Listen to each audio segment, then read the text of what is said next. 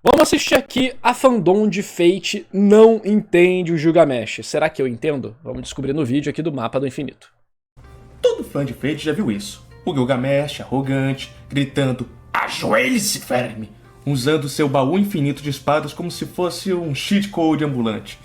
Pra muita gente, ele é só isso. O boss final, dourado, o rei babaca que subestima todo mundo e sempre perde porque é confessido demais por causa do protagonismo, do tiro, etc.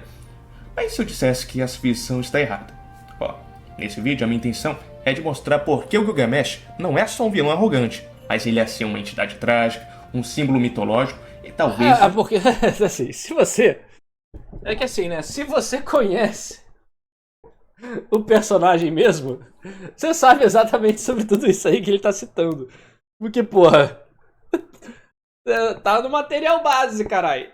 o personagem mais mal compreendido de todo o Nasuverso. Esse Carai, não é um ou vídeo mais? sobre espadas. Será? É um vídeo sobre verdade, vaidade e a queda de um rei. E pra começar, que tal a gente falar sobre essa imagem que a comunidade criou dele? Aqui no YouTube mesmo, o Gilgamesh já virou um meme. Ele é o rei dourado que solta frases icônicas, trata todo mundo como verme e apela com espadas infinitas como se tivesse a... Sim, mas o Gilgamesh de Fate é só isso mesmo? Não é não, mano. Você pode pegar, por exemplo, o Gilgamesh lá do arco de Babilônia, que é ele mago, que é ele pós-jornada do herói dele. Que ele tá bem mais interessante, tem o drama dele com o Enkidu. Então, o drama dele com o Enkidu aparece em vários Fates, inclusive, também. Que é sempre muito legal quando aparece. No mínimo já tem isso. ativado todos os mods do jogo. A galera vê ele como o tipo vilão de Shonen. Só vê os raps do Gilgamesh por aí. O que você mais vê é a música tratando ele como "Nossa, como eu sou brabo!". Mas essa é só uma casca, a versão superficial. A que ignora tudo que há por trás, as camadas de mitologia, tragédia e filosofia que fazem dele muito mais do que um boss final. Porque o Gilgamesh, ele não grita por zoeira e ele não carrega o baú só pra explodir inimigos com estilo. O fandom criou esse rei babaca, mas na realidade, o rei está de luto. Luto por um mundo que perdeu o valor e por uma humanidade que esqueceu o que é ser digna. Por isso, vale lembrar pra vocês que em Fate Stay Night, o Gilgamesh ele não deseja o Santo Grau. Ele não quer poder, ele não quer vingança, ele não quer amor, ele já tem tudo. Pra ele, o mundo inteiro já é dele. Porque vocês têm que lembrar, meus amigos, que na época que o Gilgamesh era vivo, ele era o único rei do mundo. Ver o mundo dividido em tudo como ele está hoje em dia é toda uma subversão de todo o grande reino, e percebam, reino, não império, porque o Gilgamesh odeia o termo império. E se você viu algum rap chamando o Gilgamesh sobre como ele constrói império, saiba que ele explodiria a cara desse rapper porque ele não gosta da sua comparação com esses imperadores selvagens e violentos. Olha, ó, o Gilgamesh, esse Graal que ele quer, é só uma ferramenta para ele recuperar e manter o que ele já possui. E é por isso que ele despreza os outros. Não porque ele é um vilão, mas porque ele enxerga o presente como um tempo fraco. Um tempo que esqueceu o que é nobreza, sacrifício e grandiosidade. E a partir do momento... Então é que em Uruk ele já tem um Santo Grau, né? Então, é nessa distorção que acontece isso. Tem o Santo Grau da época e tem o Santo Grau extra. E ele já tem o da época, então... Ele tá tipo, vocês querem isso aqui? Tá comigo. No momento que você entende isso, você consegue entender que o Gilgamesh ele não mata por prazer, ele não é um sádico, e sim que ele mata por julgamento. Na visão dele, o mundo é só uma galeria de arte, e tudo aquilo que não tem valor estético, simbólico ou espiritual deve ser apagado. Ele não vê as pessoas como vidas, mas como ornamentos, e como qualquer curador exigente, ele não tolera imperfeições. E para o Gilgamesh, a existência só tem sentido se ela for grandiosa, se ela for bela, se ela for digna. Tudo que é vulgar, medíocre, fraco ou repetitivo é lixo. E o lixo deve ser eliminado. Não por raiva, não por vingança, mas por purificação. E assim ele não odeia os humanos. Ele despreza a banalidade. E é por isso que ele fala frases como "Eu permito tudo que é magnífico, mas não suporto dá-lo a isso sem sentido". Ele não é só uma fala arrogante. É a filosofia de um rei que acredita que o mundo precisa ser restaurado ao seu estado original. Quando Mas ele o cara do Mapa do Infinito tá falando do quê? Ele tá falando só da série principal de Fate? Dos 3 caminhos da Visual Novel, né? Ou ele tá falando de toda a franquia como um todo? Tem que saber. tudo ainda tinha valor. E na cabeça dele, o que ele faz não é assassinato, é a curadoria, é o cuidado com seu jardim. Ele não vê isso como destruição, ele vê limpeza, refinamento, ordem. E por isso ele raramente demonstra Isso também não muda o fato de que ele pode estar matando pessoas só porque sim, né? prazer ao matar. O que ele sente é repulsa. Repulsa por aquilo que insiste em existir, mesmo sendo feio, mesmo sendo comum, mesmo sendo vazio. Mas é exatamente essa visão, esse filtro elitista e inflexível, que leva o Gilgamesh à ruína, porque ele não entende que existe uma diferença entre algo sem valor e algo sem sentido. Ele olha para Sakura lá em Heaven's Field, por exemplo, e vê apenas uma garota manchada, frágil, fracassada, e decide que ela deve morrer, sem cerimônia, sem teatro, apenas porque ela não brilha. Mas no mundo real, nem tudo que tem brilho tem sentido, e nem tudo que não brilha é inútil. A Sakura, a criatura que ele considerou desprezível, acaba devorando ele. Isso. E ele, com todo o seu ouro, com todos os seus tesouros, com todas as suas armas, não consegue compreender o que o atingiu. No fim, o Gilgamesh em Heaven's Field não foi derrotado por alguém mais forte. Ele foi derrotado por algo que ele recusou a se enxergar. Porque a humanidade não é feita só de lendas. Ela é feita de pedaços quebrados que ainda assim carregam significado. Mas no Heaven's Field, pelo menos nos filmes que foi que eu assisti, eu não joguei a visual novel ainda, o Gilgamesh ele é utilizado pelo roteiro mais pra mostrar o choque do que vai acontecer no futuro, né? De como a Sakura tá doida, poderosa e tal, que tem aquela entidade bizarra. Por causa disso, que não existe nenhum único bad end, pelo menos até onde eu me lembro, onde o Gilgamesh acaba derrotando Shirou. O Gilgamesh, ele perde em todas as 3 rotas principais de Fate Stay Night, mas ele nunca perde da mesma forma, e muito menos pelo mesmo motivo. Quem olha de fora só consegue ver um padrão repetitivo. O vilão arrogante, subestimando a Saber, subestimando Shirou, subestimando a Sakura, é punido e acaba morrendo por isso. O Gilgamesh que aparece no Strange Fate, eu acho bem bacana, que é um mestre que invoca ele, é todo arrogante, o carai, e o Gilgamesh basicamente tá pronto pra matar ele, né? Mas aí depois aparece uma garotinha, uma indígena, das tribos indígenas lá de Las Vegas, né? Que é toda educada com ele, e aí ele permite que ela seja serva dele, né? No caso, que ela seja a mestra. E ele ajuda a tribo indígena lá por causa disso. Então eu achei interessante. Mostra como que ele esconde certas coisas, tipo, como pode dizer? Ele quer vamos dizer que ele quer proteger ela, mas ele precisa que ela dê um motivo pra ele proteger ela. Meio tsundere nesse sentido, né? Mas quando você entende quem é o Gilgamesh de verdade, cada derrota revela uma falha conceitual. Não de combate, mas sim de visão de mundo. No filme, ele foi... Não é só isso, ele foi excluído porque ele não era importante pro drama. As coisas não têm um sentido só ou outro, né? No caso, como ele não seria o foco principal, ou um dos focos principais aqui, o autor foi lá e usou ele como um elemento para criar uma cena que vai ser muito importante, relevante para a contextualização das coisas. Olha como tudo será diferente. Agora, se a ideia disso veio antes ou depois dessa decisão, a gente não sabe. Na Rota Fate, ele não perde para Arthur, ele perde para a Ava, um tesouro que a Arthur havia perdido em vida e que se ela tivesse continuado com os mesmos conceitos que ela tinha em vida, ela teria perdido aqui. Ela só vence o Gilgamesh porque ela teve um encontro com Shirou que mudou e evoluiu. Aqui, o Gilgamesh enfrentou a Saber no seu auge. Ele ativou a Ea, a espada que pode distorcer a realidade, que representa o caos antes da criação e que nada deveria ser capaz de parar, nem mesmo a Excalibur da Artúria. Mas a Saber, ativando a Avalon, faz com que o Gilgamesh pela primeira vez veja algo que ele não pode tocar. A Avalon é uma utopia inalcançável, um ideal puro demais para ser conquistado. E o Gilgamesh é um rei que possui tudo, mas perde para o que não pode ser possuído. E quando a Saber vence, ele não grita, ele não se revolta, ele toca o rosto dela, sorri e diz que algumas coisas são belas porque não podem ser possuídas. Aí o Gilgamesh reconhece sua própria limitação. Ele aceita que há beleza fora do seu domínio e essa é a sua redenção silenciosa. Na rota Unlimited Blade Works, ele perde para o Shirou. Aqui ele não perde para poder, ele perde para ideologia. O Shirou é tudo aquilo que o Gilgamesh despreza. Um humano comum, um idealista juvenil e alguém que acredita em salvar todo mundo. Mas é exatamente isso que o torna invencível naquele momento.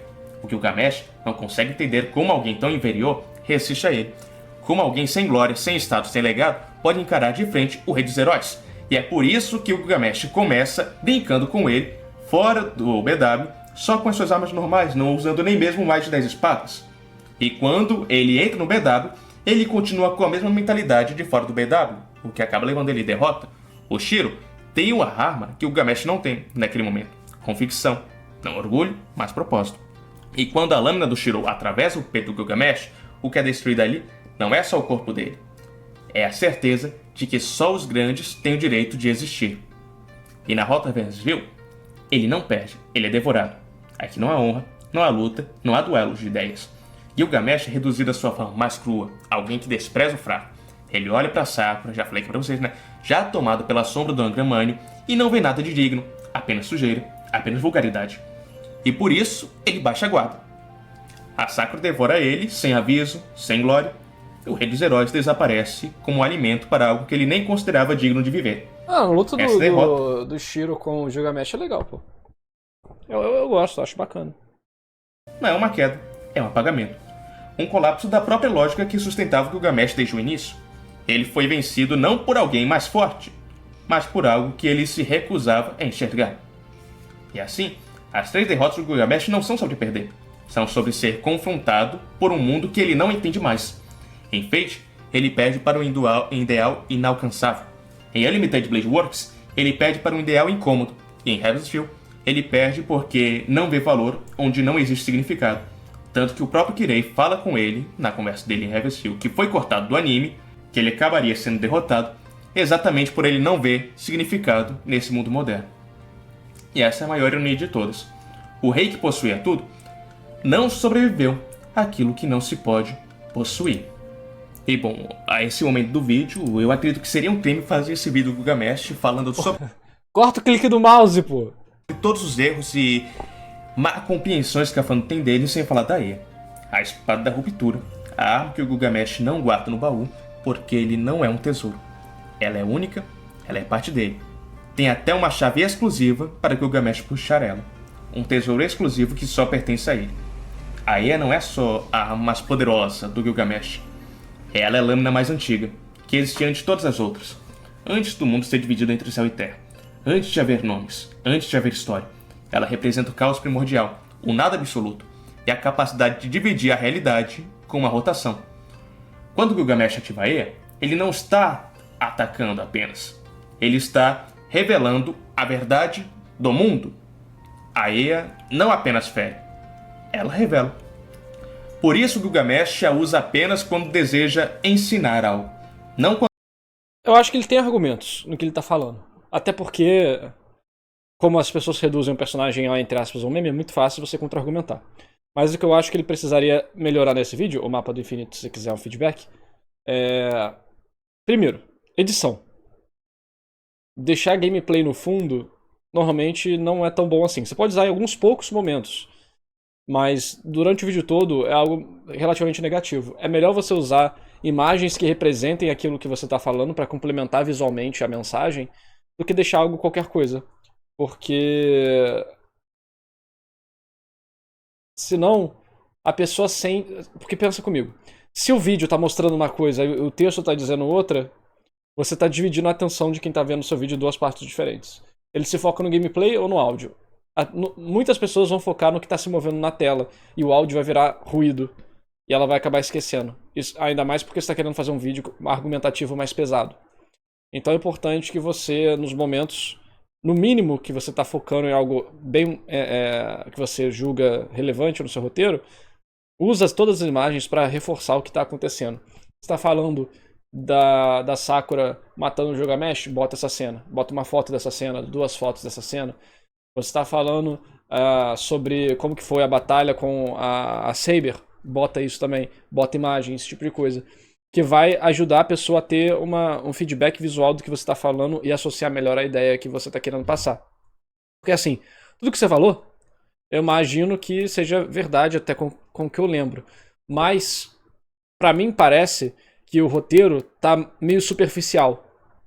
Por quê? Porque além de não ter o contexto e as informações base que podem me ajudar a relembrar dessas outras coisas, parece que às vezes você tá dando algumas voltas. Tipo, como o seu texto normalmente você mantém o mesmo tom de voz, se você faz um vídeo todo só com, tipo, gameplay, tudo bem que você botou umas imagens aqui, tipo, em cima do gameplay ou do anime ou algo do tipo. Se você faz só um vídeo assim, sem variação, fica difícil de identificar o que é importante e o que não é importante do seu roteiro. Então, pra quem quer fazer vídeos sempre no mesmo tom de voz, é importante você dividir. Divide, tipo, a importância de aí, e fala sobre isso. Aí depois você fecha esse tópico e começa outro tópico. Se for o caso de linkar os dois tópicos, deixa muito claro que você está fazendo o link, né? Então, tipo, a espada, essa aqui é muito importante e tal, por vários motivos, né? Inclusive, ela também simboliza a personalidade do personagem. E aí você entra nesse tópico. Porque isso vai ajudar as pessoas a terem uma noção do que acabou ou não. Dos tópicos que você está apresentando. Porque senão, parece que é só uma coisa e fica tudo meio borrado. Entendeu? Então, toma cuidado com isso, porque pode acabar prejudicando a retenção do seu vídeo. Por exemplo, eu gosto de Fate e eu estou interessado em conversar sobre o Gilgamesh, mas você não me trouxe, por exemplo, algumas questões mais profundas e exemplos. Olha só, você comentou rapidamente um que eu gostaria de falar. O Kirei falou sobre isso com ele na rota. Você podia ter comentado a frase, tipo, mostrado a cena e falado: o Kirei vai lá e diz isso, e fala o que o Kirei diz. Isso ajuda a mostrar como seu argumento tem mais força e embasamento no que está sendo apresentado no vídeo. E por aí vai. Essas são algumas técnicas que você pode usar para deixar o seu vídeo melhor. Para você atingir mais pessoas, caso você queira. Quando quer simplesmente vencer. Contra Saber, ele ativa a Eia porque acredita que chegou a hora de mostrar a ela o que é a realidade sem véu nenhum. O que é realmente ser um rei. Mas o que ele acaba encontrando é Avalon. Uma utopia que não pode ser tocada, que não pertence a este mundo. E pela primeira vez, a Eia, a espada que rompe tudo, é bloqueada. O mesmo vale também pra música, né? Tenta sempre botar uma música que tem mais ou menos a ver com o que você está falando. Músicas de 2 a 4 minutos normalmente são boas para você botar em vídeo. Então, se conseguir fazer isso, vai ajudar a criar tópicos mentais na cabeça da pessoa para ela separar as coisas. O mundo, o ideal do Gilgamesh, ele é confrontado pela utopia ideal do Rei Arthur. É por isso que a Enuma Elish nunca vai triunfar sobre a Eia. Não importa em que obra no futuro aconteça isso, eu tenho certeza absoluta que o Naso nunca vai fazer. Nunca vai fazer a Enuma Elish ganhar da Avalon, não importa quantos buffs o Gilgamesh receba, porque tem uma mensagem muito mais implícita, que é muito mais importante do que o Power Scale de Fate, que é como o mundo antigo do Gilgamesh não pode triunfar sobre a utopia que Arthur tanto deseja. E que no fundo também é a mesma utopia que Oshiro deseja tanto buscar para se tornar um herói da justiça. E que também é um dos grandes finais da humanidade. O dia em que o Mago Merlin tanto deseja, o dia em que a humanidade vai ser digna de morar em Avalon, o dia da humanidade sem pecados. E é por isso que a Eia só foi usada uma única vez em toda a rota de Fate Stay Night, apenas contra Arthur. Ele não conseguiu usar contra o Shiro e não conseguiu usar contra Sakura. E quando ele usou contra Arthur, a Eia foi bloqueada. Ele não conseguiu revelar a verdade, porque a verdade não estava do lado dele naquela luta. E é assim que o rei cai. Mas isso não é uma humilhação, não é o fim do Gilgamesh. Porque o Gilgamesh ele nunca foi um vilão para ser vencido. Ele é o guia da humanidade. Aquele que vem primeiro para mostrar ao mundo aquilo que ele recusa a ver. Ele é o rei que existe não para salvar as pessoas, mas para lembrar que nem tudo merece ser salvo. Em Fate eu acho que ele acaba servindo... Deixa eu lembrar, faz tempo que eu vi Fate. Mas em Fate eu acho que ele acaba servindo como o Guardião do Limiar, não? Eu acho que é o Guardião do Limiar, porque, por exemplo, o Shiro ele tem que ficar resoluto na filosofia dele. Ele precisa superar as próprias limitações, copiando o que o Gilgamesh está fazendo, basicamente, né? Tipo, com o Limited Blade Works. E partindo para a etapa final da história, né? Então acho que é mais um Guardião do Limiar, se for usar essa estrutura de comparação. E o Guardião do Limiar... o Guardião do Limiar, você pode dizer que tem alguma coisa, não de guia, mas aquele que escolhe quem passa ou não passa, né? Então passam aqueles que são honrados ou justos ou que têm valor pro Gilgamesh e os outros não passam, né? Então assim, o Guardião do Liberal não precisa ficar parado como guardião. Não, ele representa isso, né? Então pode ser uma perspectiva. Ele é o filtro cruel, o espelho distorcido, o juiz que não mede pelo certo ou errado, mas pelo valor, pela grandeza e pela beleza. E por isso que ele precisa cair. E é por isso que o mundo mudou. Porque o mundo real é feito de coisas quebradas, de pecados, de fraquezas, de sentimentos humanos que ele nunca aceitou como legítimos. O Gilgamesh ele não perde porque foi derrotado. Ele perde porque ele cumpriu o seu papel.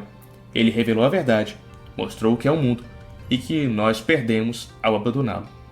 E ao ser vencido, ele nos força a olhar para o que ficou, para os ideais frágeis do Shirou, para a esperança ferida da Saber, para o horror silencioso da Sakura.